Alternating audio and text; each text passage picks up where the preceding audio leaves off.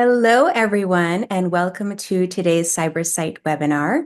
My name is Dr. Rudrani Banik, and I am a neuro-ophthalmologist based out of New York City in the United States. I am an associate professor of ophthalmology at Mount Sinai School of Medicine, where I teach and I do research, and I love to educate. So today, we're going to be talking about headaches and visual symptoms, when to worry, when to image. So I would like you all to first imagine this scenario. It's Friday afternoon, about 4:30 p.m. It's been a very long week, and you can't wait for the weekend. And all of a sudden, you see an emergency patient that's been added to your schedule. And this patient comes in and they're clutching their head because they're having so much pain. And you worry, okay, why is this patient who seems like they're having a headache in my clinic? Why are they sitting in my chair? And then you start to talk to them, and they tell you that along with the headache, they've also had some visual symptoms. For example, maybe they've lost some vision, or they've seen some flashing lights, or perhaps they have some droopy eyelids with their vision or with their headache, or they have unequal pupils, or they're seeing double with their headaches, which they never had this problem before. So you're very much taken aback by this headache patient. You don't know what to do. But you know that this patient's come to you instead of going to the emergency department because they're having a visual issue. So what this webinar today is intended to do is to help you sort through these patients and really develop an approach, an algorithm that you can follow to help manage these patients who come in to the eye clinic with headache, but also visual symptoms. We have a few objectives for today's webinar. Number one, I'm going to be sharing with you the main types of headache syndrome. So the first objective is to be able to understand these various different headache syndromes.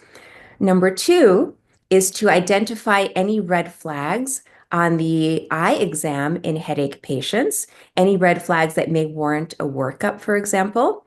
And then the objective number three is to develop a structured approach to headache evaluation. So again, here, hopefully you can stay till the end of the webinar, but I will be providing you with an algorithm that you can follow for how you should approach these patients who come in with headache. And also as an added bonus, I hope you can again stay till the end. I do have an invitation that I'd like to extend to you all for a free event happening in a few months. So please stay to the end, and I will share with you that invitation to this event, which is going to be hopefully transformative in the eye care of many thousands of patients around the world. Okay, so let's begin with just first talking about headaches. Just to put this in perspective, headaches are very common. They are amongst the most prevalent neurologic conditions worldwide. And not only do they impact an individual's quality of life, they can also cause significant morbidity and even sometimes mortality. And associated with headaches, of course, are socioeconomic burdens. For example, missed days at work, missed days at school, lack of productivity, lack of engagement. So headaches are a worldwide, a global issue.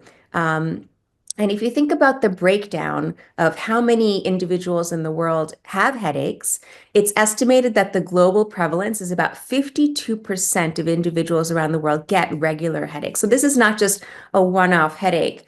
52% of people get regular headaches. And of these 52%, 26% of patients have tension type headache or TTH, and about 14% of the world's population has migraine. And then, of course, there are some various other headache syndromes, which are not as common as these two, but tension and migraine really make up the vast majority of headache patients. There are a subset of patients who have not just episodic headaches, but they actually have chronic daily headaches. And this is a very special category.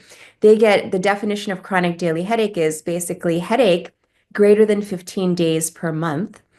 Some patients have, 18 days, 25 days. Some people have 30, 31 days of headache every single day. And luckily, this portion is very small. About 4.6% of individuals have chronic daily headaches. So keep these numbers in mind. Headaches are very common. Now, when we think about headaches in general, it's useful to separate headaches into two categories, two large categories: primary headache syndromes and secondary headache syndromes. So this chart is quite busy. It's got a lot of text on it, so I apologize for that. But it basically breaks down these two main categories, primary and secondary. Primary, as we all know in medicine, primary basically means there's no specific underlying etiology. And within primary, you have the more common types of primary headache syndromes, which is what I mentioned earlier: tension type headache, migraine, and then there are variants of migraine. There's migraine without aura, there's migraine with aura, and we'll talk a little bit about that. So those are the common types of primary headache syndromes. And then the more uncommon types of primary headache syndromes affect various branches of the trigeminal nerve. And so under this category would fall, for example, cluster headache. And then there are other trigeminal syndromes called trigeminal autonomic syndromes or cephalgias that fall under this primary headache syndrome category. And some of these trigeminal autonomic cephalgias may be associated with autonomic symptoms, such as conjunctival injection or tearing or nasal stuffiness. Sometimes even eyelid position changes or pupil changes can also fall under this trigeminal autonomic cephalgia category. Now, moving on to the secondary headache syndromes, these are very, very broad. And as I mentioned earlier, in secondary headache syndromes, usually there is some kind of underlying systemic or neurologic issue going on. So, for example, hemorrhage within the brain. If someone has had, let's say, a ruptured cerebral aneurysm and they have subarachnoid hemorrhage, that would cause a very specific type of headache, which would fall under a secondary headache syndrome. Or let's say that they've had head trauma, they've had a concussion, and they have a subdural hemorrhage. That would be also under a secondary headache syndrome. Or let's say they don't have a headache, a hemorrhage, they have had concussion and the imaging is normal, but post-concussion would also be a secondary type of headache syndrome. Now, tumors also fall under secondary headache syndromes, and there's a host of other less common etiologies. For example, infections, whether it be meningitis or a brain abscess, fall under secondary headaches. Also, idiopathic intracranial hypertension, which we know as IIH. Previously, it used to be called pseudotumor cerebri. This also falls under a secondary headache syndrome because there's a cause for it, meaning there's an underlying neurologic condition. There's increased CSF pressure that's causing the headache. So that falls under secondary. Now, as you can see, this list is quite extensive. But one thing I want to point out is that visual issues, for example, refractive error, convergence insufficiency, and other refractive issues, like, for example, presbyopia, are not on this list. So this list comes from, there's a classification for headaches called the International Classification for Headache Disorders, or ICHD-3. And under this categorization, again, visual symptoms like refractive error, or visual etiologies like refractive error, convergence insufficiency, presbyopia, these don't fall under the ICHD-3 categorization. So what are we to do about that? Because as eye care providers, we know that many patients do come in with these symptoms. How do we classify these patients? Well, there are two possibilities. You could either put them into a secondary headache classification, which is headache caused by a vision issue, or many of these patients, the type of headaches they get from refractive errors or convergence insufficiency, the symptomatology is very similar to tension headache. So you could put them under tension headache based off of the symptoms. But what I wanted to share with you we'll talk a little bit about these primary headache syndromes and then a little bit about vision-related headaches and then go on to some of the more serious things. Is I wanted to share with you the symptoms of these primary headache syndromes because it's very, very common for patients to come in with some of these syndromes. And if you can identify it, if you can potentially diagnose it and get the patient referred to the correct provider, that would be also helping the patient's care and alleviating some of their issues. So there, again, what I said earlier, there are three main types of primary headache syndrome. So tension headache, migraine headache, and cluster, which is, again, a variant of the trigeminal autonomic cephalgias or TAC syndromes. Let's first talk about tension headache. What is tension headache? Well, it tends to be musculoskeletal, and the pain tends to be, now this is very important, it tends to be bilateral. So it can be bilateral frontal, it can be bilateral temporal. Sometimes it actually radiates to the occipital area, so it could be bilateral occipital, or even it can go down into the neck and shoulders. But again, it's typically bilateral, and the nature of the pain is typically dull. Many patients will feel a dull pressure and or a tightening. They feel like a band-like tightening around their head, or like they're wearing a tight hat or a vice around their head. That's a sensation many patients will describe. In terms of its intensity, tension headache tends to be on the mild to moderate side. And in terms of female to male ratio, females are slightly more predisposed to tension headache than males with a 60-40 ratio, sex predilection. In terms of the duration of a tension headache, it can last a few hours.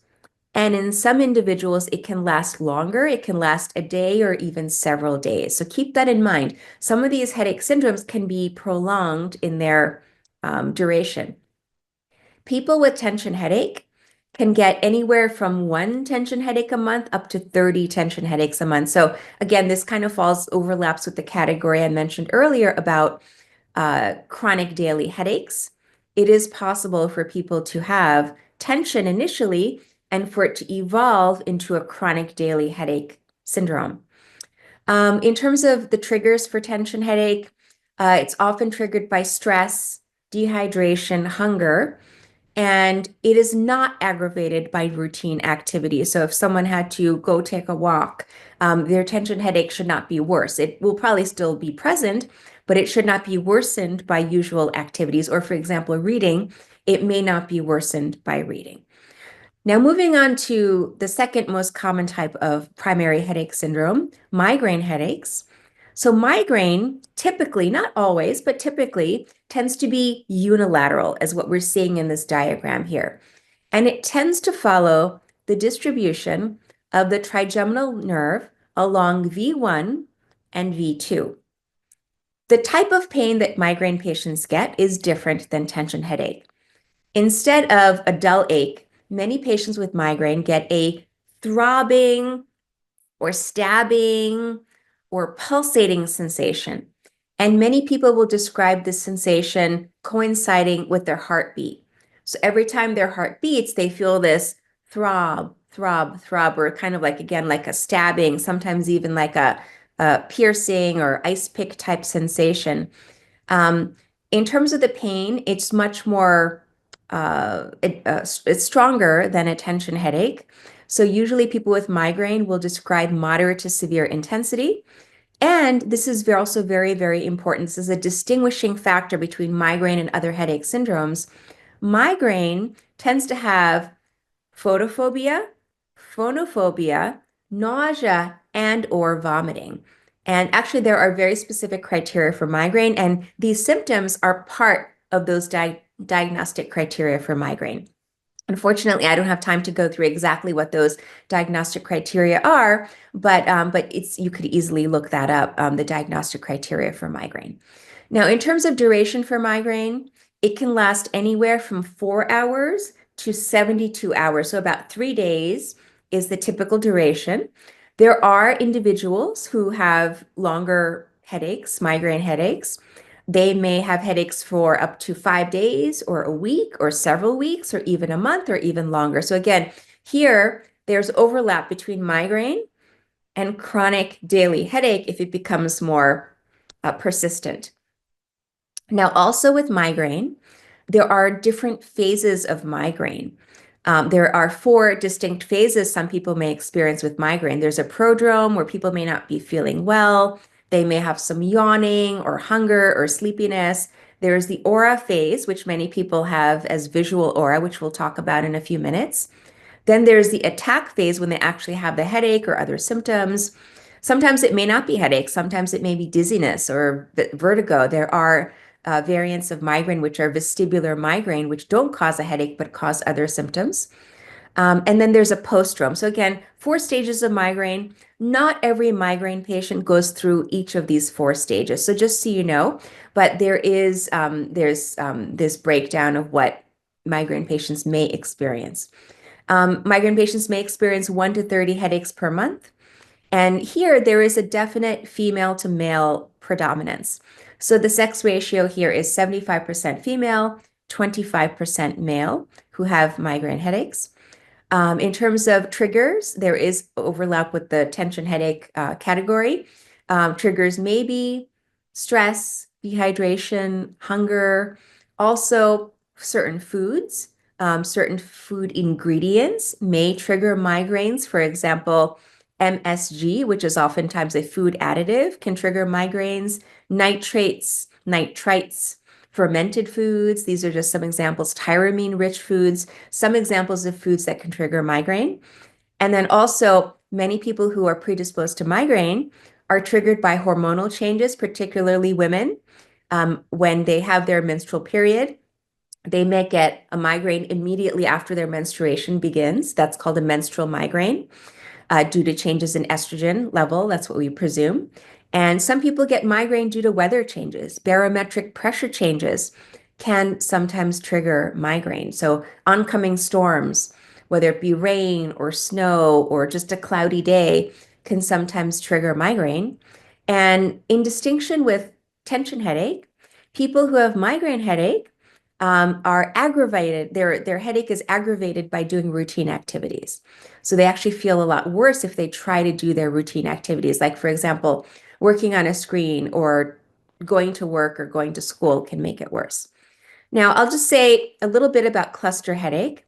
Cluster headache is, again, along the trigeminal nerve, typically the V1, sometimes V2 distribution. Many people will have a very localized orbital pain or periorbital pain. Usually it's unilateral. Similar to migraine, people with cluster can have a throbbing sensation or stabbing sensation or pulsing sensation. Similar to migraine, people with cluster can have moderate to severe intensity in their pain. They can also get a lot of the migraine symptoms like photophobia, phonophobia, nausea, vomiting. Now, the interesting thing with cluster is that the duration varies on the variant of cluster or trigeminal issues. So depending on the variant, it may last just seconds, where people have this intense throbbing pain for a few seconds and then immediately it goes away and then it can recur again. Sometimes it lasts hours, sometimes even days, which we call paroxysmal hemicrania, which is one half of the head hurting for days, and then it goes away and then it comes back again. Or hemicrania continua, which is continuous, but just on one side of the head. Interestingly, in cluster, men tend to be more affected than females. And there, again, as I mentioned earlier, there can be autonomic symptoms like sweating, increased sweating on that side of the face, facial flushing, pupil changes, usually miosis, but sometimes mydriasis, nasal congestion, nasal stuffiness, conjunctival injection, ptosis, and possible lacrimation. The reason why it's called cluster is because it tends to happen in clusters. So people may have a few weeks of having these daily headaches, and then the headaches may remit for months to years or even decades, and then all of a sudden come back again. And oftentimes people with cluster will wake up with the headache, or they wake up with the severe pain, and again, they can get bouts of it during their lifetime. All right, so I talked earlier about visual issues that may cause headaches. So there were a few interesting studies done, and I won't go through all of them in detail, but in terms of the frequency of headaches amongst patients in eye care practices. Depending on the study, it ranges anywhere from 11.6% to 84% of eye care practices. Patients may come in with headaches as their chief complaint. And what are some of the causes? Well, based off of the studies that have been done, uncorrected refractive errors, particularly hyperopia, and against the rule astigmatism, and presbyopia were the culprits for refractive-induced headache. And in terms of one study, this was really interesting. This study looked at, it was published in an optometric journal. They recruited patients between the ages of 6 to 85, and they found that in those patients who actually came in complaining of a headache, 67.8% of them had some underlying refractive error. What we don't know from the study is whether after the patients were refracted and they were given their refraction and they hopefully are compliant with their glasses, whether that resolved the headache or not. So we don't have the follow-up data from this study, but it is an interesting number. And also, in addition to refractive errors, many patients may complain of convergence insufficiency, particularly headaches when reading or doing any kind of near work, associated with an exodeviation. And then also some people may not necessarily have any salient findings on their exam, but they may just complain of headaches when they're on a computer. So we can call this digital eye strain as a kind of an umbrella term, but sometimes this is also associated with headache. And whether it's due to the light coming from the screen, the backlit screen, whether it's blue light induced or it's the flicker from the screen that's causing the headache, we don't yet have data to tease that out yet, but it's something to consider as well in terms of asking your patients when they come in with a headache, how much time do you spend on screens every day?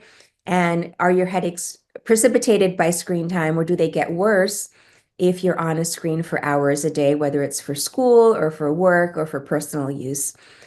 So keep that in mind. Okay, so in the next part of the talk, we're going to be moving on to issues that may show up on an eye exam that may be red flags, that may indicate that the patient doesn't just have a primary headache syndrome, that they may have a secondary headache syndrome that really does require a workup. So it's really up to us as eye care providers to correctly identify these patients and to make sure that they're getting the care. And oftentimes it's urgent care that these patients need, and they get referred appropriately in a timely fashion. So these are the 10 screening questions eye care providers should be asking their patients during a headache evaluation. And even though you may think that your patient is coming in with refractive error as the cause of their headache, you should still consider asking these questions because, yes, people may still they could have a refractive error, an underlying refractive error, but they may also still have some of these other red flags or warning signs that may prompt a workup. So I would suggest that you screenshot this. This is the overview, and then we'll go through each of these in detail, and I'll give you some examples of each of these in detail. So number 1, is the patient having any blurred vision? Number 2, has the patient experienced any sudden loss of vision? Number 3, do they have any peripheral visual field problems? Number 4, is their headache associated with any flashing lights or floaters? Number 5, do they have any light or sound sensitivity with their headache? Because again, asking about phonophobia and photophobia can help steer you more towards perhaps a headache syndrome. Number 6, with their headache, do they have any eye pain? And this is also very important, any redness of their eyes. Number 7, is there any change in pupil size that goes along with their headache? Number 8, do they experience a droopy eyelid with their headache? Number 9, do they have any double vision with their headache? And number 10, do they have pain in the frontal area, in the bitemporal area? Is it one-sided? Which distribution is it in? So it's really important that you try to tease out some of these questions. Now let's talk about these questions more in detail. So blurred vision. So yes, As eye care providers, our first thought is, okay, maybe this person is experiencing blurred vision because of refractive error. Maybe they're having asthenopia due to uncorrected astigmatism or hyperopia. Maybe they're having presbyopia as the cause of their refractive error. But other types of blurred vision are also really important to tease out during your screening questions. For example, if they have some blurred vision and it's only one eye, and they're having the headache, but they're also having some pain in the eye socket, like a dull ache, either directly in the eye socket or just kind of in the V1 distribution, you have to consider optic neuritis as a potential cause of this patient's headache, even though, we're always taught optic neuritis causes eye pain or pain with eye movement. It can also cause headache. So keep this on your differential. Also, with blurred vision, maybe they have something going on intracranially, and perhaps they have some chronic papilledema or even optic atrophy because of a compressive lesion, and that's why they're having some blurred vision. So it may raise the red flag for possibly an intracranial mass in this patient, or even a late stage of idiopathic intracranial hypertension that can be associated with vision loss. So again, we can start from the very basic questions, but then sometimes you have to go a little bit deeper. And when you evaluate these headache patients, you really should have an open mind. Don't try to kind of put people into the category of refractive error too quickly. Yes, it may end up being that, but you don't want to miss some of these more serious and potentially not just vision-threatening, but life-threatening issues that can be causing headaches. So number 2 on the screening questions that you should be asking is, have you experienced any sudden loss of vision? And when it comes to this question, you want to qualify that by asking them, if you have, first of all, is it one eye? Is it both eyes? Is it at the same time if it's both eyes? And then also, how long does it last? So if someone has sudden loss of vision in one eye, it lasts seconds and then their vision comes back, we oftentimes call this a transient visual obscuration. And we oftentimes see this when there's optic disc edema, for example, papilledema from an intracranial mass lesion or raised intracranial pressure. So if patients are complaining of this transient graying out or blackening of their vision, again, it could be one eye, it may be both eyes, this should raise a red flag. And one other thing I'll just add to this is oftentimes in my IIH patients, when they have this symptom, it's triggered by a positional change. So for example, I'll ask them, when you are lying down on your bed and you get up too quickly, does your vision go gray or blurry or black? Or if you bend down to pick something up off the floor and then you get up too quickly, does that lead to this symptom of transient vision loss? So those are very important questions to ask these patients who have IIH. Now, if the duration of sudden vision loss is a little bit longer, let's say it's 30 seconds to a few minutes, and it's one eye, or maybe it's both eyes. Sometimes, rarely, it can be both eyes. We call this amaurosis fugax, and this is also a red flag. If the patient is an older patient, I would say above the age of 55, you may want to ask them more questions about giant cell arteritis. Are they having potential transient ischemia to their optic nerve? If the sudden vision loss is longer, let's say it's in the range of 15 to 30 minutes or so, and this vision loss is associated with some zigzag flashing lights or shimmering or movement in their vision where they're not seeing, then we have to be suspicious of visual aura of migraine. However, that's not the only underlying condition that can cause shimmering vision or zigzag vision. Sometimes patients will describe it as being underwater, like they're seeing things underwater or under fog or under heat. But movement is the key here. Yes, it could be visual aura of migraine, but I also have had patients who've had visual seizures with this type of symptom, or even had bleeding in the brain from a bleeding arteriovenous malformation causing these, what seemed like aura, but they weren't aura. So keep your radar up when patients do describe this and don't immediately just attribute it to migraine. The other important thing to recognize about visual aura is that typically it's binocular. So people are experiencing this zigzag flashing symptom in both eyes at the same time, and it's homonymous. So it's on the same side of visual space. Okay, the next question to ask your headache patients. Do you ever have any double vision with your headaches? And here you want to tease out, is this monocular diplopia, binocular diplopia? So basically you ask them, if you cover one eye, does the diplopia persist or does it go away? So if it goes away when they cover one eye, then it's binocular diplopia, and that implies some kind of strabismus. The eyes are not aligned. Perhaps the patient may have horizontal, vertical, or oblique diplopia. And in this case, you should really look on your exam for possible cranial nerve palsy or combination of cranial nerve palsies. This is definitely a red flag if someone has diplopia with their headache.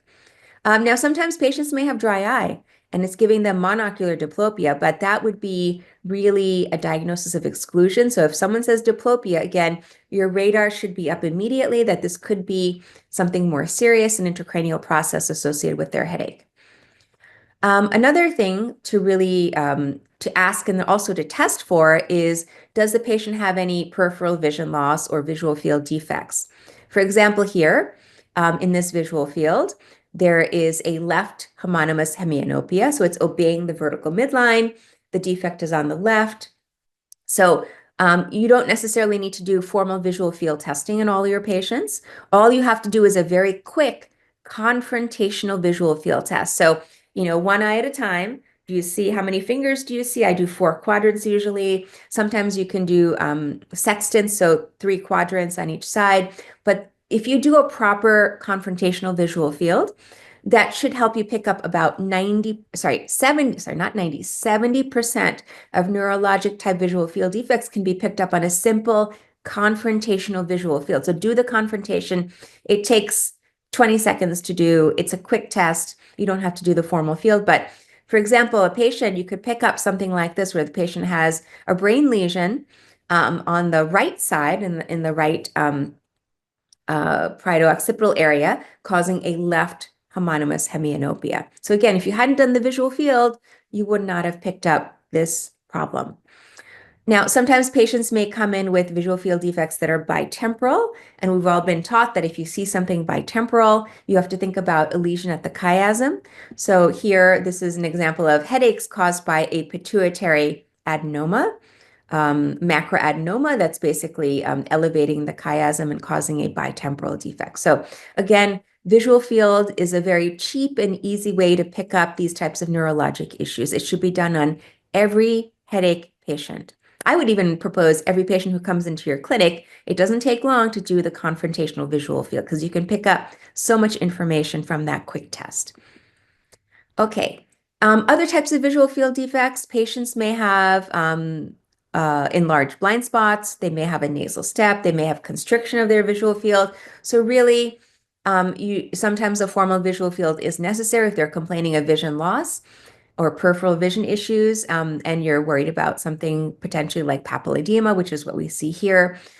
So do the testing when necessary, but not every patient needs to have the formal visual field. Another question you should be asking your headache patients is, do you have any light sensitivity or photophobia associated with your headache? If they do, we have to think about migraine or perhaps one of the trigeminal autonomic cephalgias. Or we may think about something in the eye, like for example, uveitis can cause pain or sometimes eye pain or even a headache. So you should be on the lookout. If they have photophobia, they're extremely light sensitive on your exam, look for cell and flare in the anterior chamber. You should dilate them, look for any signs of intermediate or posterior uveitis. And then finally, photophobia can be a very non-localizing sign of meningeal irritation. So if someone has severe headache with severe light sensitivity, they could have meningeal irritation from a tumor that's growing and expanding the meninges, causing light sensitivity, or they may even have something like an infection like meningitis. So it's important to ask the question. Okay, moving on. If someone has flashing lights, I talked a little bit about aura before, but I wanted to show you, hopefully this is going to work, and I'm going to scroll forward here. Now, this is a wonderful video on YouTube. I believe this is from the Mayo Clinic in the US, but this is a simulation of what visual aura looks like. And I highly recommend that you bookmark this particular YouTube page because I oftentimes, when patients come in complaining of flashing lights, I will show them this video and ask them, is this what you experienced? And if they say yes, most likely they're having migraine visual aura. But as I said earlier, it may not just be, sorry, let me turn this off here. It may not just be migraine aura. It could be something more serious like intracranial hemorrhage. Rarely, people with uveitis may also have some flashing lights, but typically the flashing lights of uveitis are more pinpoint and very brief rather than zigzags that last 15 to 30 minutes. Okay, moving on. Question number 7, the screening question number 7, you should be asking, does the patient have any eye pain or redness? So this is a very obvious image here showing the patient is definitely has 360 degrees of conjunctival injection. So whenever we see redness like this associated with headache, eye pain, we have to think about things in the eye. For example, chronic angle closure glaucoma or acute angle closure glaucoma. We have to think about uveitis. And one other thing you should be thinking of, which is not an eye issue, but it is something that can cause eye redness and pain, is carotid cavernous fistula. So this patient actually ended up having a CC fistula. They have some very small corkscrew vessels, and if this image were magnified, you'd be able to see these very dilated, tortuous corkscrew vessels that are almost pathognomonic for carotid cavernous fistula. So that should raise your flag and prompt further workup. Okay, question number 8. Do they have a droopy eyelid to go along with their headache? For example, if someone has a mild ptosis, and they may not have noticed it, but if you ask the question, maybe they will, take a look and say, okay, maybe I didn't notice it before, but yes, I do think that my eye is a little bit droopy. It's a little bit lower than it normally is. So if someone has a little bit of ptosis, you may have to think about Horner syndrome. If someone has more severe ptosis, for example, in this patient, moderate to severe ptosis, you may have to think about third nerve palsy. That could be causing the headache as well. And of course, that would prompt urgent workup. And we'll talk about what that workup is in just a few minutes. Next, you should be asking them about a change in their pupil size. For example, in this patient, their left pupil is a little bit smaller than the right, and they actually have a little bit of Horner syndrome. Now, the lid doesn't look that ptotic, but this patient actually ended up having a Horner syndrome. Now, on the flip side, a pupil may be larger than the other side. And for this type of mydriasis, we have to be worried about various things. Especially if they have a headache that goes along with it. Of course, we have to think about, well, if the patient's in an ICU setting, or if they've had head trauma, they have had concussion, you really have to think about intracranial issues like herniation, midline shift, etc. Otherwise, you can think about third nerve palsy. So you want to check their motility, check their eyelids. And then there's this other rarer condition, which is a variant of migraine that can sometimes cause pupillary mydriasis, just isolated pupillary mydriasis without any lid changes, without any double vision. This is called benign episodic pupillary mydriasis. And it tends to happen to young women with migraine, where all of a sudden, for no reason, their pupil will just become very large. Sometimes they'll have a dull ache behind the eye. And then after a few hours or after 1 or 2 days, the pupil will go back to normal, and this can be recurrent. But this is really a diagnosis of exclusion. If you see someone with benign episodic pupillary mydriasis, you make sure that everything else is okay before you give them that diagnosis. So you don't want to miss something more serious going on that would prompt a workup. Okay, and so, sorry, I think I'm missing one slide. So question number 10.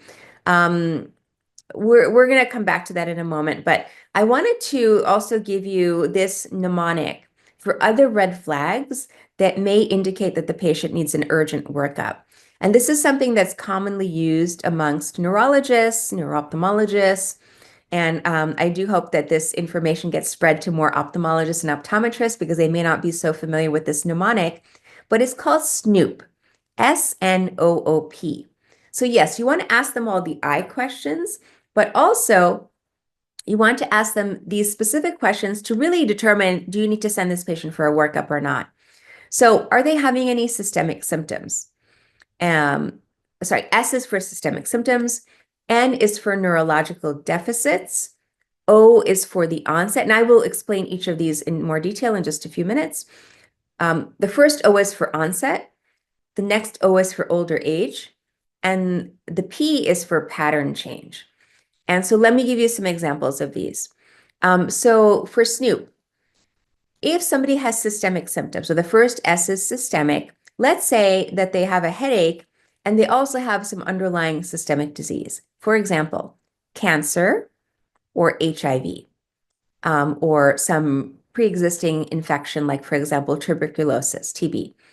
If somebody has a predisposing systemic issue, you want to image them because you want to make sure, for example, if someone has a history of cancer, you want to make sure that this is not metastasis to the brain, causing problems like headaches. If someone has HIV, you want to make sure that they're not having some kind of opportunistic infection that's affected the central nervous system. And the same with tuberculosis. You want to make sure it's not affecting the brain. Another type of systemic symptom that would be a huge red flag that would require workup would be if they have a fever with their headache. If they have a fever, you have to think about meningitis, infectious meningitis, whether that be bacterial or viral.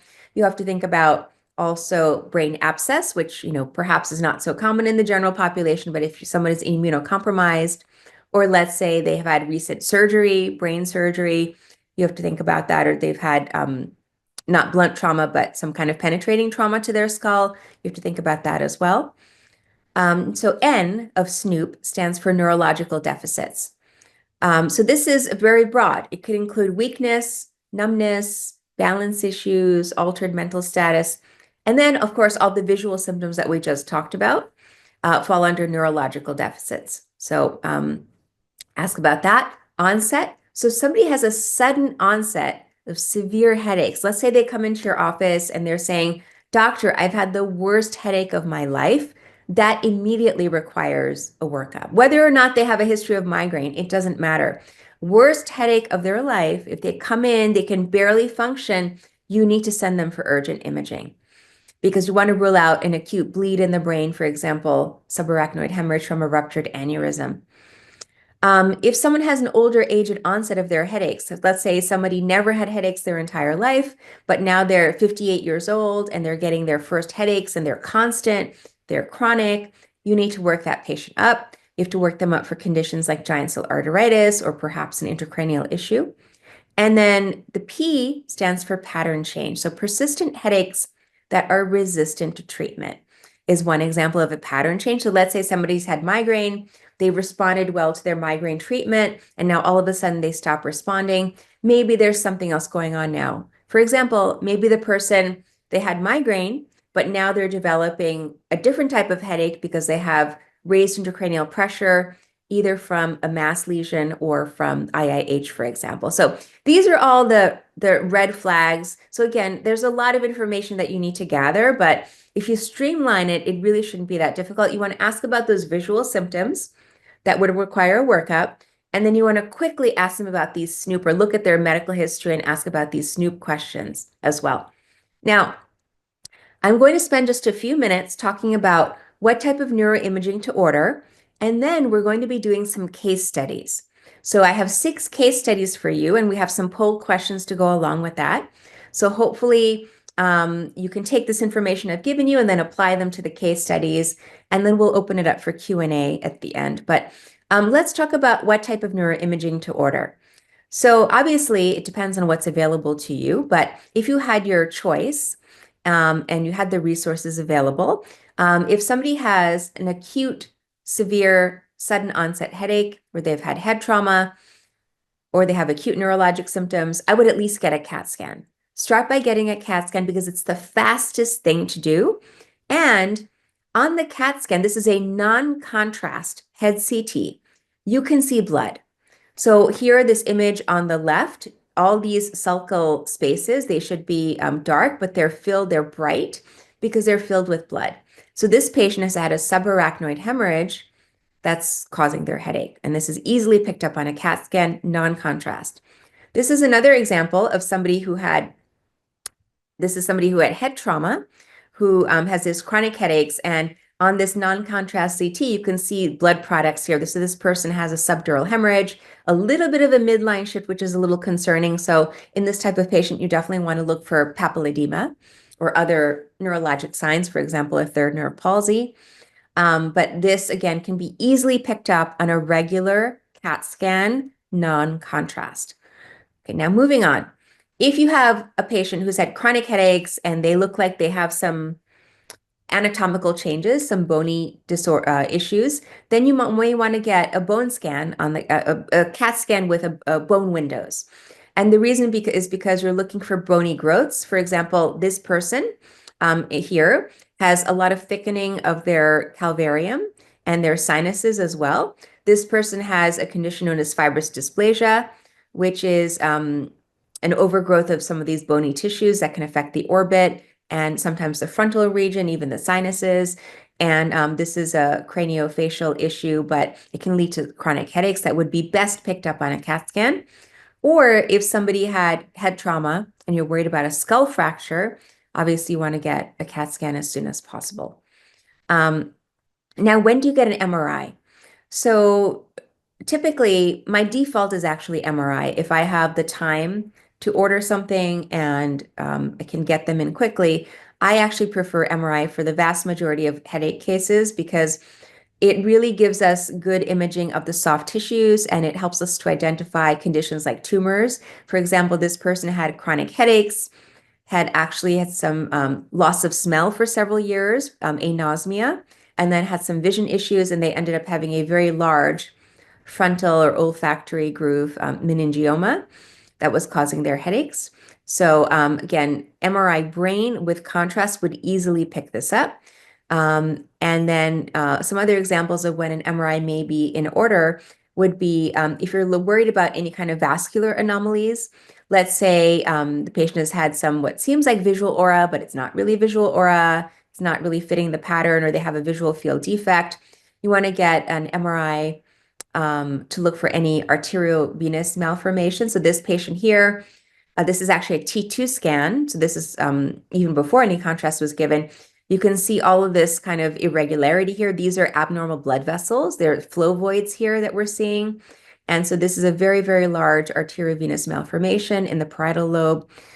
So you want to look for something like that. And CAT scan may not really pick it up as clearly as the MRI. And then finally, if you're suspecting that there's some kind of inflammation, intracranial inflammation going on, leading to a patient's headaches, you want to get MRI brain with contrast. For example, this patient here had this inflammatory lesion right here, and it was later on actually ended up being biopsied, and it was determined to be neurosarcoidosis. So again, MRI of the brain with and without contrast is very useful in the vast majority of headache patients. And whether or not you get orbits, it really depends on their symptomatology. So in the vast majority of cases, brain will be sufficient. But if you're really worried about some orbital pathology causing the headache, or maybe optic neuritis, for example, then yes, get the MRI of the orbits as well. Okay, now moving on to imaging of the vasculature. So in this case, this is a patient who had sudden severe headache. This actually happened to be after a vaccination. Severe headache, they ended up having a venous sinus thrombosis in their right lateral sinus, transverse sinus, and the sigmoid sinus. So this was a complication post-vaccination that led to a hypercoagulable state that led to venous sinus thrombosis. And in some of our IIH patients, this is also a reason to get an MRV or CTV, is that these patients may have underlying venous sinus stenosis, either unilateral or bilateral, which is quite common. So this can be identified on a MRV or CTV, either is fine. Now, if you're worried about an aneurysm, the test to get would be an angiogram. We can start with a CT angiogram or MR angiogram or even a conventional angiogram. But what we're looking for is like a little aneurysm, which is what we see here. This is within the carotid siphon, leading to some cranial nerve palsies and headache. The other reason to get an MRA or CTA would be if you're suspecting a carotid dissection. Let's say somebody has come in and they have a headache with a Horner syndrome. You're worried about a dissection, so you'd have to send them urgently for an MRA, brain and neck, because sometimes the dissection may start in the neck, but then it can travel, it can progress up into the intracranial space.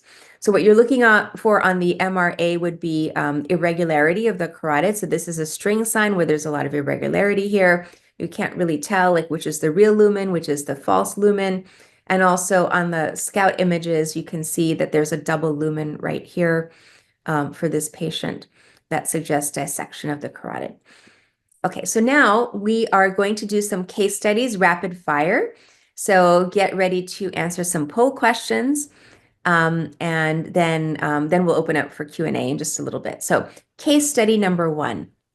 This is a 28-year-old female, and she's had the sudden onset of unilateral severe throbbing headache. When you ask her about her visual symptoms, she said, yes, I saw some zigzag flashing lights before my headache started. Yes, I do have some nausea, vomiting. I have light sensitivity, sound sensitivity. And you're seeing her the day after that this all happened. And she tells you that all of her symptoms resolved yesterday. Like it happened yesterday, it resolved yesterday. She woke up this morning feeling fine. But because of these visual symptoms and the headache that was so unusual, she came in to the eye clinic. So poll number 2, would you image this patient? Are there any red flags on this patient's history or exam that would suggest that you should image them? So the majority of you, 62% of you, opted not to image this patient, and 38% of you opted to image this patient. So what I would do is, based off of her symptoms, I didn't mention this, but the rest of her eye exam was completely normal. She actually had a visual field that was normal, a formal visual field. So she was diagnosed with migraine. And usually with a non-focal exam, normal eye exam, an episode that's resolved, everything's gone back to normal, there really is no need for imaging with a first-time migraine patient, even if they have visual aura. There really is no need to do imaging in these patients. So you can skip the imaging. Instead, you can talk to her about lifestyle management, like were there any triggers, dehydration, stress, hunger, poor sleep, or again, triggers. Talk to her about over-the-counter medications. And if the migraine becomes more common, if she's getting recurrent attacks, this was her first attack, but if she has other attacks, maybe refer her to a headache specialist or her primary care for further management. Okay, case study number 2. This is a 45-year-old female. She has a history of breast cancer, and she's had a progressive headache for 1 month. She's had some mild night sweats, and she comes in complaining of blurry vision, and she's extremely anxious when she comes in. Very, very anxious. So you look and see on her exam, pretty much it's a non-focal exam. The only thing you see is that she's got a little bit of dry eye, but otherwise, everything else is normal. So you're suspecting maybe her blurry vision could be because of the dry eye. So poll number 3, would you image this patient? Yes or no? Okay, so now we have the results. The majority of you said yes, 82%, and 18% said no. So I would say the correct answer here is yes, you should image this patient, because if you think about the SNOOP screening questions, SNOOP, S stands for systemic, and this patient did have systemic symptoms. She had night sweats, and she has a history of cancer. So she has a pre-existing medical condition, and she's having some systemic symptoms. So we did end up imaging her, and unfortunately, this is what we saw. So you see, this is on this MRI of the brain post-contrast. There's a lot of enhancement of the meninges of the dura here. And this is consistent, it's kind of diffuse, it's all throughout. This is consistent with leptomeningeal carcinomatosis, unfortunately. So her breast cancer had spread, and so we referred her to oncology for management. So yes, this type of patient you would certainly image. Okay, so case study number 3. This is a 68-year-old male with poorly controlled diabetes. His hemoglobin A1C is 10.5%. He presents with a new headache and double vision when looking to the right for the past 2 days. He also has some mild right facial weakness. And this is what he looks like. You can see that his eyes are not perfectly aligned. Also maybe on his right eye, his palpebral fissure may be a little bit more open, so suggesting maybe that he's got a facial palsy going on there. So in this case, He's definitely got focal neurologic deficits with acute onset. He's got two cranial nerves involved, 6 and 7. Definitely, he meets the criteria for N of SNOOPs and neurologic signs. He needs a workup. But the poll question here is not, does he need the workup, but what workup would you do? So would you get labs for giant cell arteritis? Would you do neuroimaging, or would you do both? Remember, this patient is 68 years old. Okay, let's see what the results showed. So the vast majority of you picked both labs and neuroimaging, with 65% of you, and then a few for each of the other choices. So I would say, yes, this patient, based on his age, headache, yes, he's got some focal neurologic signs. He definitely needs imaging, but I would also get the giant cell arteritis labs. And the reason is because we know that giant cell arteritis is a risk factor for stroke. And this is actually what the patient's neuroimaging showed. Initially, he had just a head CT non-contrast, which came back normal. But then he had MRI, and he later also had MRA, but it showed a very large pontine ischemic stroke here. So, and this ended up being secondary to giant cell arteritis, actually. So, in these patients, again, he's elderly. Always think about giant cell arteritis. Keep it on your radar, even though you may think that something else is going on. Okay, case study number 4. This is a 35-year-old male presenting with a sudden severe headache, and he describes it as the worst headache of his life. He's got some associated symptoms: nausea, neck stiffness, photophobia, otherwise normal exam. So I think most of you would probably recognize these warning signs here. Yes, you would definitely image this patient. The onset, he's never had headaches before. You want to rule out a ruptured aneurysm, so you want to get urgent CT head, and then CTA, MRA. And let's say these are all negative. If your suspicion is high enough, you should maybe still proceed with a lumbar puncture to rule out xanthochromia to look for any subarachnoid hemorrhage. Okay, case study number 5. This is a 75-year-old woman who presents with a new dull headache and jaw pain while chewing for 2 months. She also has some intermittent vision loss in the right eye that comes and goes. She says her vision goes out for about 2 minutes and it comes and goes. This has been going on for the past week or so. That's why she came into the eye clinic. She has some tenderness over her temporal arteries, and you can see how dilated and thickened and tortuous this temporal artery is here. And so here she meets the criteria O for older age at onset. So of course you're going to order giant cell arteritis labs, and you're going to get ESR, CRP, and CBC stat. So the poll question here is, when should you start steroids? So you're suspicious. Should you start them immediately, after the lab results are available, or after her temporal artery biopsy? Okay, so the majority of you, almost 60%, chose immediately, which is the correct answer. So if you really suspect a patient has giant cell arteritis, you don't wait for the labs to come back, because they've already had ischemia. They've had episodes of amaurosis fugax. So that implies that their optic nerve is at risk for an arteritic ischemic optic neuropathy. You need to start the steroids right away.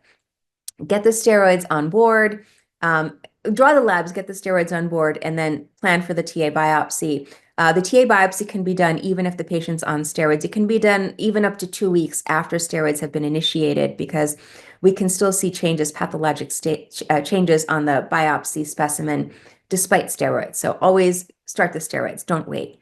And then I apologize, we're just about over time, but I want to finish this and then show you the algorithm for how to approach headache patients. I'm sorry we went quite a few minutes over, but I hope you can stay with me. So case number 6, a 30-year-old female with a history of migraine. She's had daily morning headaches that worsen when she's lying flat or lying down. And she has transient visual obscuration. So she has her vision goes out just for a few seconds, particularly when she changes position. So this is highly suspicious for IIH. She has bilateral optic disc edema on her exam. And so, yes, this patient you want to image, not only because she has the papilledema, but she's had a change in her headache pattern. She started off with migraine, but now her headaches are different and she has other symptoms like vision loss, sudden vision loss. So you definitely want to image somebody like this so she fits the criteria for P for pattern change. Okay, and so for her, the workup would be MRI brain with contrast, MRV to rule out venous sinus stenosis or thrombosis, and then lumbar puncture to check opening pressure and CSF contents. So this patient, she ended up getting an MRI, which shows an empty cella, which we're seeing right here. This is very, very common in IIH patients. It's not diagnostic, but it's a very common soft radiological sign of raised intracranial pressure. So her diagnosis, she's got two diagnoses. She was ultimately diagnosed with idiopathic intracranial hypertension, and she also has pre-existing migraines. So you can have both that coexist. So this is, I'm sure, what you've all been waiting for. This is my algorithm that I created for eye care providers, for all of you basically, for how to approach your headache patients. So I'll walk you through this very quickly. So number one, go through those initial 10 questions I gave you about visual symptoms and findings. So go through those questions. You want to do your eye exam. You want to dilate them. Definitely, unless of course you're thinking angle closure, that would be the one exception, but you want to dilate the patient. If you have no red flags based off of your history and nothing on your exam, and their SNOOP is negative, those screening questions are all negative, then rule out refractive error, presbyopia, dry eye, convergence insufficiency. Rule out those basic things and treat them for it. And treat them and follow up with them in 1 month. And if they come back, they've gotten the new glasses, they say, hey, doctor, I'm doing great. My headaches are better. Great. Then you don't have to go any further. We can say that this was caused by their visual issue. But if they're not better, if they're still having their headaches, even despite being treated for the underlying problem that you thought was causing the problem, then consider the diagnosis of tension headache, migraine, or cluster, and refer them to either their primary care doctor for further management or a neurologist for management. Now, the other side is the more important side for us as eye care providers. If you identify red flags, either based off of those 10 questions, that the vision questions or the SNOOP, or you find some visual findings on their eye exam, let's take the easy one first. If there are ocular findings such as uveitis or angle closure, go ahead and treat that. And hopefully once you treat that, you get that issue under control, their headaches will improve. Now, otherwise, in the other category, these patients require urgent, and when I say urgent, I typically mean within 24 hours, not this weekend or next week urgent. I mean, within 24 hours, they require a workup, which usually includes a combination of imaging plus or minus labs. So, for example, if you have a 55-year-old or someone over 55 with amaurosis or double vision, get the giant cell arteritis labs and initiate steroids and biopsy, plan for a biopsy. If they have a sudden severe headache, send for urgent CAT scan of the head to rule out subarachnoid hemorrhage. If they have something that looks like Horner syndrome, for example, they have some mild ptosis and meiosis, you want to get MRI of the brain, MRA or CTA of the brain and neck. And then afterwards, if all of that is negative, you still probably want to get an imaging study of their chest to rule out an apical lung tumor if everything else has been negative. If they have bilateral optic disc edema, get an MRI of the brain with contrast to rule out a mass. If you're suspecting IIH, go ahead and get the MRV as well. So we usually now routinely do them together. We do an MRI and MRV for potential IIH patients because you want to look at their venous drainage. If a patient has any kind of cranial nerve palsy, particularly a third nerve palsy, you immediately want to get MRI and MRA or CTA to rule out posterior communicating artery aneurysm.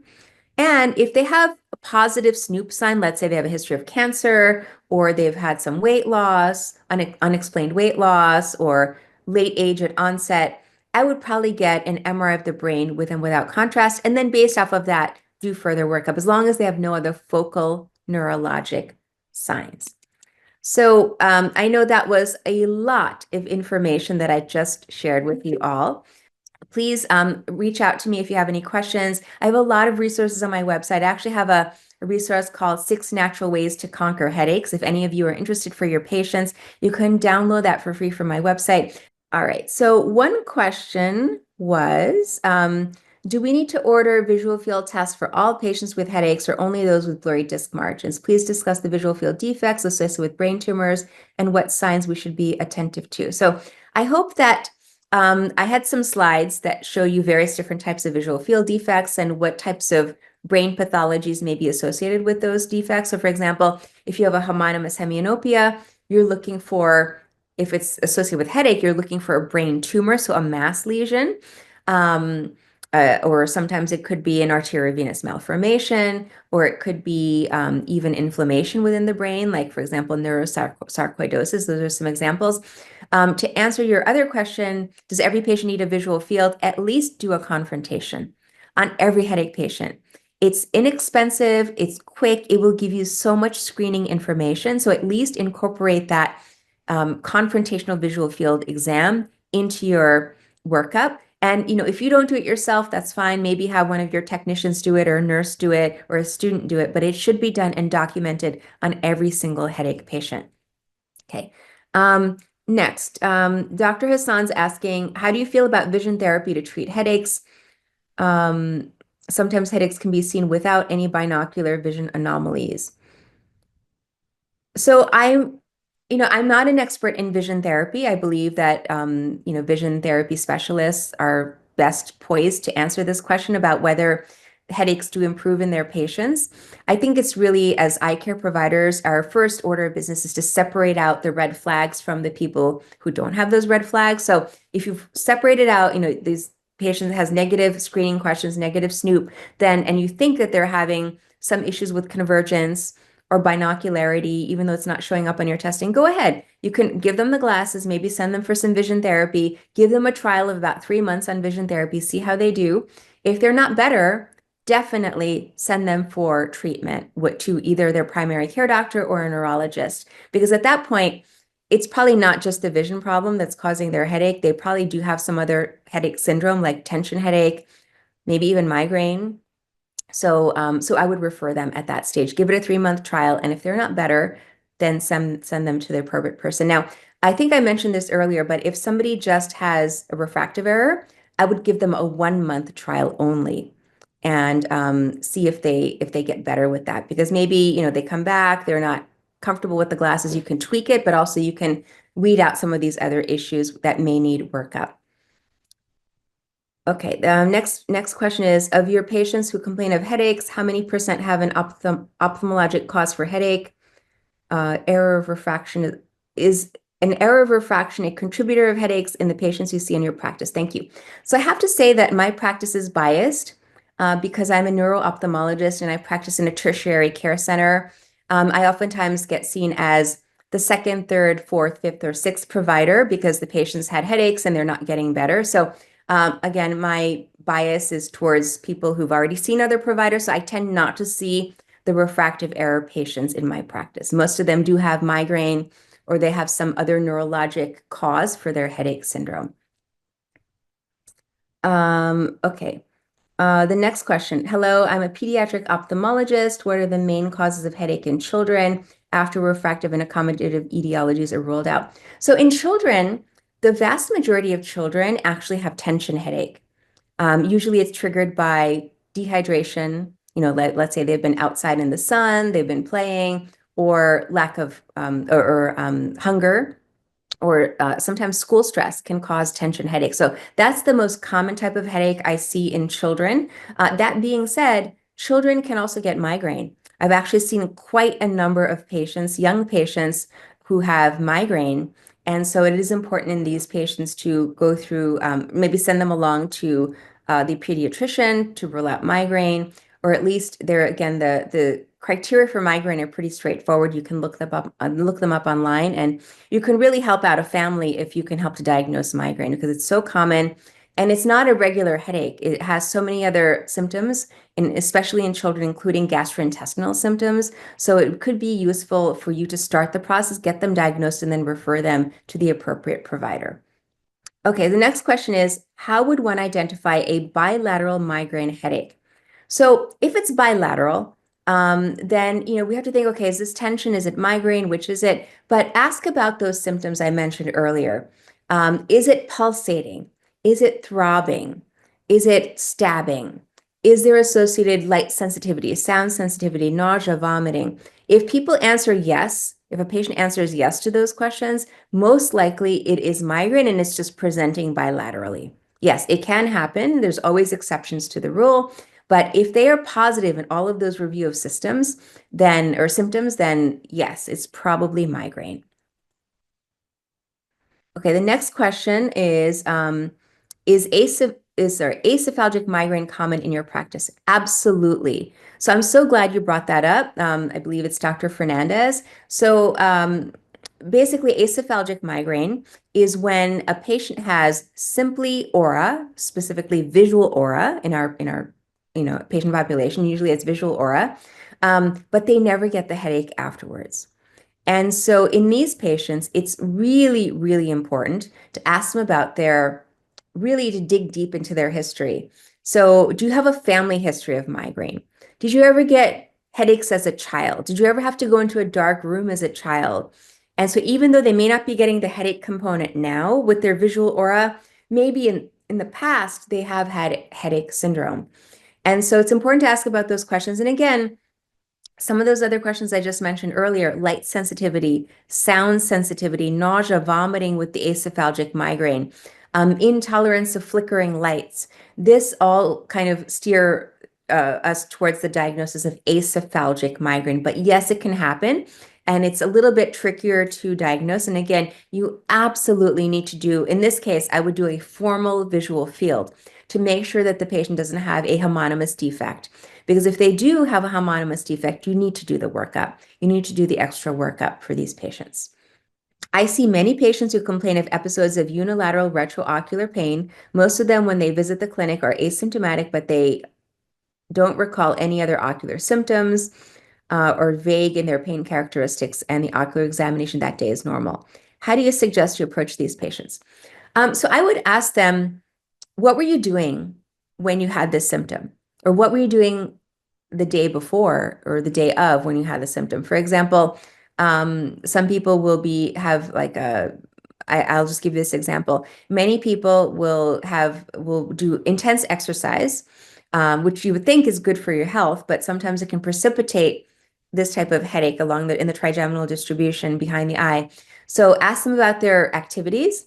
Also, you can ask them about whether, if it's a female, where they are in their cycle when they get this headache. And actually, I was just speaking with a friend yesterday who's entering perimenopause, menopause, and she was saying, I keep getting this pain right behind my right eye, like it just keeps coming, it keeps coming. And then I asked her, when do you get it? And she says, I always get it at the start of my cycle. And I said, it's probably a variant of menstrual migraine.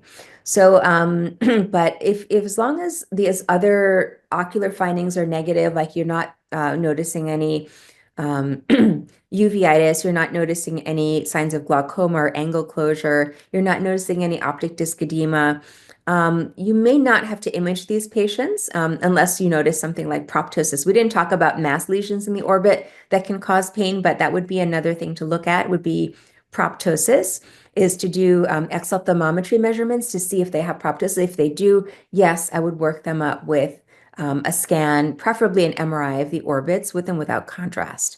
But that would be the exception. But in the vast majority of these patients who present with just periorbital pain with no other findings, I typically do not image them because the yield is really, really low to pick up anything on imaging. Okay, this is a great question. I'm so glad you asked this. Does migraine change sides? For example, a patient initially complained of right-sided headache. After some years, the headache affected the left side instead of the right. What are the causes of this changing symptom? So I'm so glad you asked this question because migraine typically alternates. Yes, so it typically alternates. So sometimes they'll have right-sided symptoms, sometimes left-sided symptoms, sometimes right-sided aura, sometimes left-sided aura. And that's actually a good sign. That's reassurance that this is probably not something pathologic in the brain causing the problem if it's alternating sides, depending on the episode. If it's always the same side. Now, this was not part of the screening questions, but it is something you should ask your patients also. Is your headache always on the same side, or is your aura always on the same side? If that's yes, then that would be another red flag, and I would image that patient because why should it be localized all the time? So yes, that would raise a red flag. Okay, so the next question, this is also a very important question. What is the cause of droopy eyelid with headache and the mechanism? So it depends on how droopy the eyelid is. If there is mild ptosis, let's say 1 to 2 millimeters of ptosis, then we're thinking that this patient may have some sympathetic dysfunction. Not necessarily a Horner syndrome, but some sympathetic dysfunction. And if you remember your anatomy, the sympathetic fibers ride with the V1 branch of the trigeminal nerve for a very short time. So sometimes patients will have pain in the trigeminal distribution with some sympathetic symptomatology.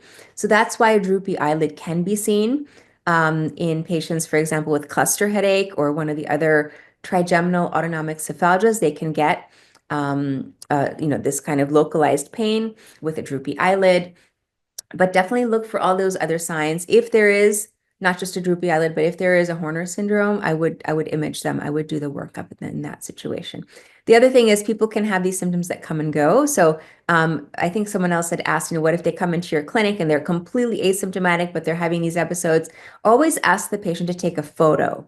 I always have them do not a selfie, because sometimes a selfie gets a little bit distorted. They're not looking in the right place. They're looking at an angle or looking up, but you want somebody else to take the photo about 12 inches or so, or let's say like 30, 33 centimeters away from their face, and take a full face photo looking right at the camera.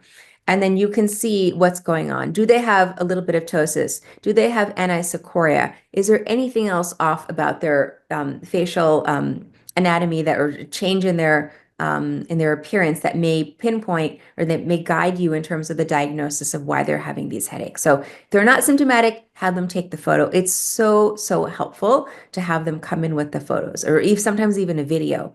If it's something that has movement to it, ask them to do a video. Okay. Can cluster headache convert to migraine in due course? This is a really good question. And so oftentimes patients can have, with these primary headache syndromes, again, tension, migraine, cluster, sometimes they blur, the lines blur. And so yes, you can have migraine attacks and you can have cluster attacks. And sometimes people who have migraine may also have cluster, or vice versa. Like, let's say somebody had migraine earlier in life and now they're older in their 50s or 60s, and now they're getting more cluster type. So yes, it can change. One thing I would say is if the pattern is changing, you want to image them, because it's not normal for the pattern to change, from one headache syndrome into another that quickly, so or that significantly. So I would image those patients. Okay. Does headache occur in normotensive glaucoma? So that is a great question. So I would say, based off of the fact that the intraocular pressure is normal, I would not attribute a headache in a normotensive glaucoma patient to their eye issue. I would think that it's a separate issue. And remember, a headache is very common. Over 50% of the population has headache. So yes, they could have independently headache and independently normal tension glaucoma. So no, I would not expect them to have headache from a normal eye pressure. Okay, the next question. Can dry eye cause pupil mydriasis? So typically no, unless the patient's put in some kind of drop. Pharmacologic mydriasis. So typically, no. We see many patients with dry eye. Remember this, that's something on the ocular surface, unless they put something in their eye that penetrates through the cornea, gets into the anterior chamber, that affects the pupil size. We should not see a change in their pupil size if they have dry eye. For example, if somebody accidentally, they have severe pain from dry eye and they get their hands on some topical anesthetic, but they accidentally put in not just a topical anesthetic, but maybe a dilating drop, then I would, think this is pharmacologic. Okay. So the next question is, thank you very much for this session. Do you treat migraines initially, or would you rather refer them to a neurologist? If yes, what is your preferred medication for migraine? Okay, so I try to stay away from talking about treatment, but I think this is something important to discuss, as the question of, should you, as an eye care provider, initiate treatment for these patients if you're suspecting they have tension or migraine?